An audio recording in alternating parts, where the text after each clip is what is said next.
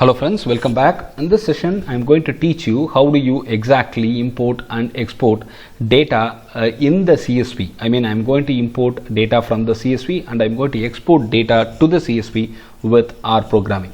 I have already cleared the screen and it's all open for you now, and I am going to type line by line some few lines of code so that you can understand how do we do that through R.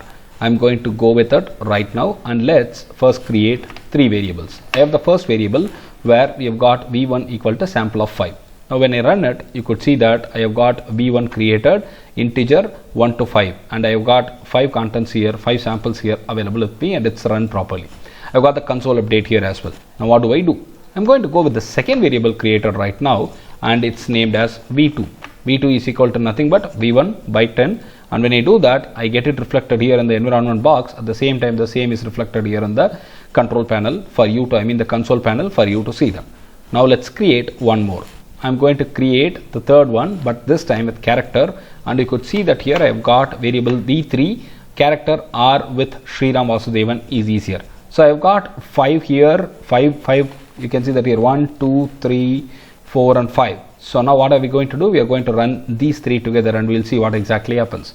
So I got int, num and char, all these things created properly for three variables v1, v2 and v3, and the same is reflected in the console. Now what do we do? Very simple. We need to follow certain things very importantly when we go ahead with our programming. One of such important things is to learn about the data frame. Data frame is something that will help you in aligning all the different types of data together as one package.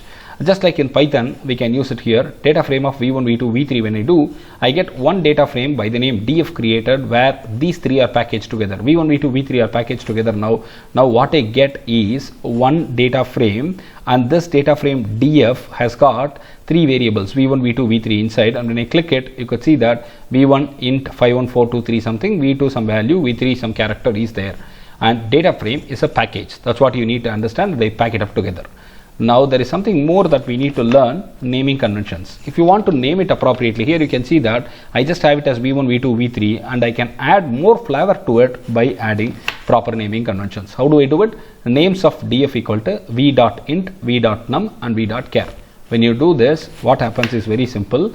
I'm going to run it. You can see that here it is reflected this way: v.int, v.num, v.char. This tells that we have got three variables. The first one is int, the second one is num, and the third one is char.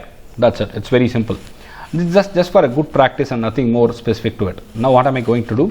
I am going to create a CSV file, and the CSV file is then with the name myfile.csv, and it's going to be stored in the current location of the project. The current location of the project is Sriram_R_project, and I can go there and show you if the files are created. Now what am I going to write in this? I am going to write df content into this and row names equal to false. Now I have created a very simple CSV file with all these three contents getting into it. Let's see if it is created. I have run it. There is no error and it's all perfectly fine, and I could now go ahead and show you if my file is created. The time now is 14:08 just now, so it is created by 14:07.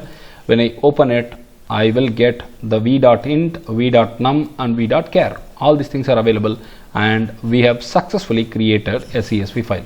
Well, is that sufficient? We have exported the content onto the CSV, but we have not read it back on the screen. I'm going to do that right now. Read.csv option is there, and I'm going to read the content from myfile.csv, but I'm going to send it across into a df1, which is nothing but data frame 1. I have done that right now, and I need to print it on the screen. How do I print it? Print of df1 is sufficient for you to do that. So once you do that, we should be able to get all the contents reflected here back on your screen console, and it's very easy for anybody to see, and I'm going to run it through right now. Now you see that the entire process done, and I got the content displayed here: v.int, v.num, v.char, and we are reading df1. So what did we do? We created three variables, we moved it to a data frame, we then wrote it onto a CSV, and then we read it from the CSV and we displayed it back on screen.